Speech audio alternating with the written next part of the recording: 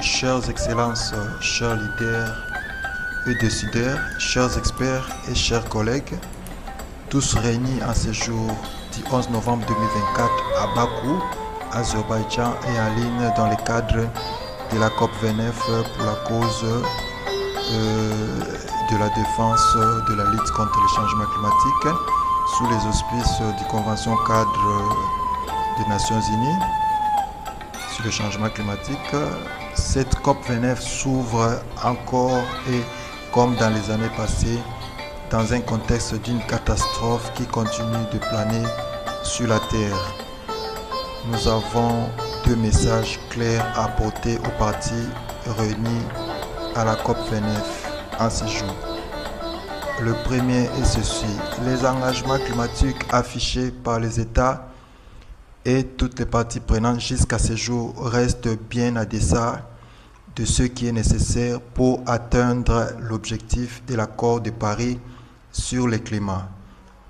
Plusieurs rapports montrent que les pays infléchissent à la baisse de la courbe des émissions mondiales de gaz à effet de serre et soulignent que ces efforts restent insuffisants pour limiter la hausse de la température mondiale à 1,5 degré Celsius d'ici la fin de ce siècle.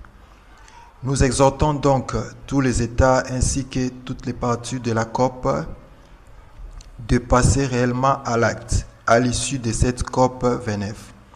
Il est impératif que toutes les parties agissent maintenant et cette fois-ci dans le respect de leurs engagements.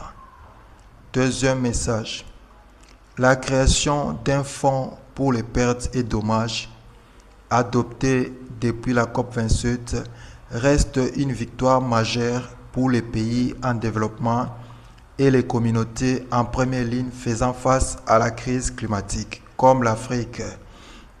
Il les réclame depuis plus de 30 ans et au regard de l'urgence et de réalité climatique qui se présentent devant nous, de températures de plus en plus élevées, de tempêtes de plus en plus violentes, l'augmentation de sécheresse dans plusieurs coins du monde, le réchauffement et montée des eaux des océans et la disparition des espèces, pénurie des denrées alimentaires, accroissement de risques sanitaires, pauvreté et déplacement des populations, etc. La liste n'est pas exhaustive.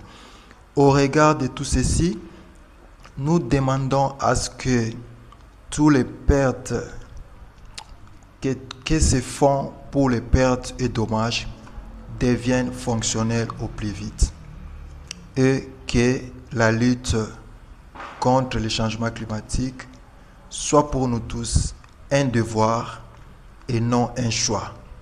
Et cela pour la cause de la sauvegarde de notre humanité. Merci beaucoup.